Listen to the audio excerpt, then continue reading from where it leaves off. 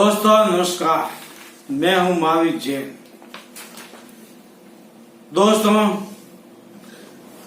राजस्थान सरकार के खजाने में सालों साल हजारों करोड़ रुपए की आमदनी देने वाले बाड़मेर जिले का दुर्भाग्य है कि आज भी वहां आजादी के 73 साल बाद जंगल राज कायम है।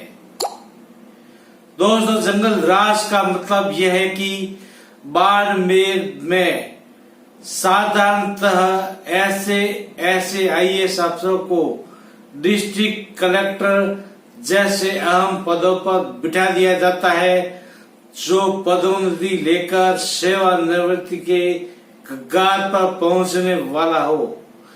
ऐसे अफसर राजनेताओं की चाटुकारिता में रहते हैं, जैसे तैसे अपनी कुर्सी बचाने के फेर में लगे रहते हैं।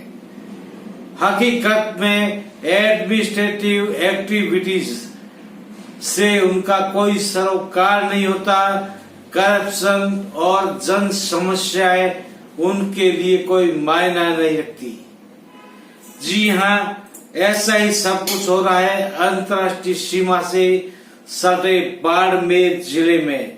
इस एपिसोड में खुलासा करने जा रहा हूं राजस्थान के राजस्व मंत्री हरीश चौधरी के उनके ही गृह जिले बाड़मेर में कायम जंगल राज और उनके ही राजस्व महकमे में व्याप्त नीचे से ऊपर तक आकंठ भ्रष्टाचार और निकम्मेपन को लेकर उजागर करने जा रहा हूं। सबसे पहले शुरुआत करते हैं।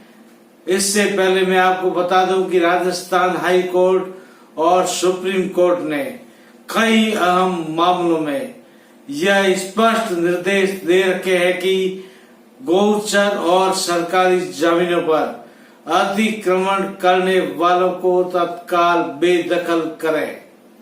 विशेषकर गुलाब कोठारी मामले में राजस्थान हाई कोर्ट ने एक एडिशनल चीफ सेक्रेटरी की अध्यक्षता में गठित कमेटी को पाबंद कर रखा है कि गोचर जमीन पर किसी तरह का अतिक्रमण न होने दे, अगर है तो उन्हें तत्काल हटाए।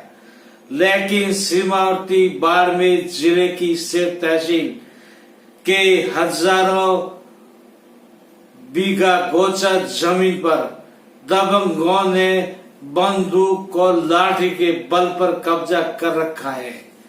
सिर्फ तहसील के अनेकों ऐसे काम हैं जहां दबंग लोग खुलेआम काश कर रहे हैं, आलीशान कोठियां बनाकर रखी है। दोस्तों, ऐसे ही एक मामले में मैं आपको बताने जा रहा हूं। दलित समाज की एक युवा सरपंच सुशीला ने दबंगों के खिलाफ मोर्चा खोलते हुए सबको बेनकाब करके रख दिया है।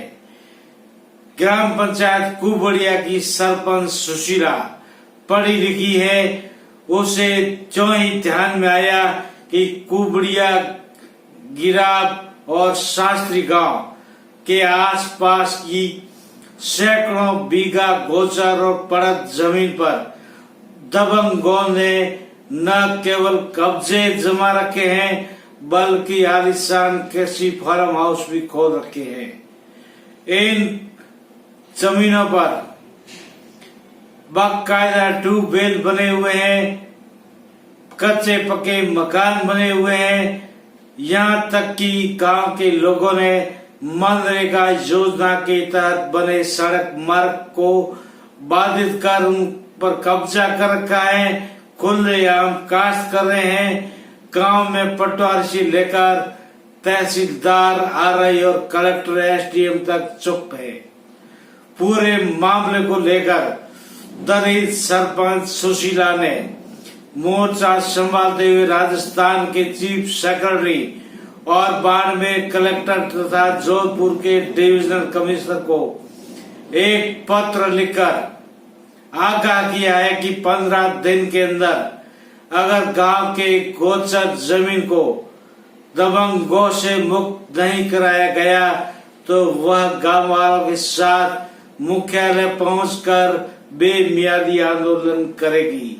सुशीला का कहना है कि गांव के ही कई सरकारी कर्मचारी जो दबंग प्रवृत्ति के हैं, वह बंदूक की नोक पर आम आवागमन के रास्तों को अवरुद्ध कर खेती कर रहे हैं। वहाँ ट्यूबवेल खुदवा रखे हैं। गांव में गोचर जमीन देखने को नहीं है। ऐसे में वह कलेक्टर से लगाकर तहसीलदार तक कई बार फरियाद भी गांव वाले कर चुके हैं कि इन दबंगों को हटाया जाए, लेकिन बंदूक और लाठी की नोक पर इन दबंगों ने कानून को अंगूठा दिखा रखा है। गांव में दहशत का माहौल बना रखा है। सरपंच सुशीला ने अब इस मोर्चे को संभाल लिया है। सुशीला की चेतावनी है कि प्रशासन सुधर जाए, वरना वह गांव वालों के साथ मुख्यालय पर कूच करेगी। दोस्तों, आपको बताया कि शर्मनाक स्थिति तो यह है कि बाड़मेर कलेक्टर के ठीक सामने करीब 90 दिन से लामबड़ा प्रखंड को लेकर एक बेमियादी धरना चल रहा है। लामबड़ा गांव में भी दबंगों ने सैकड़ों बीघा गोचर भूमि पर अतिक्रमण कर रखे हैं, काज कर रहे हैं, बंगले बना रखे हैं। इनकी बेदखली की मांग को लेकर भील समाज के लोग 90 दिन से आंदोलन पर है।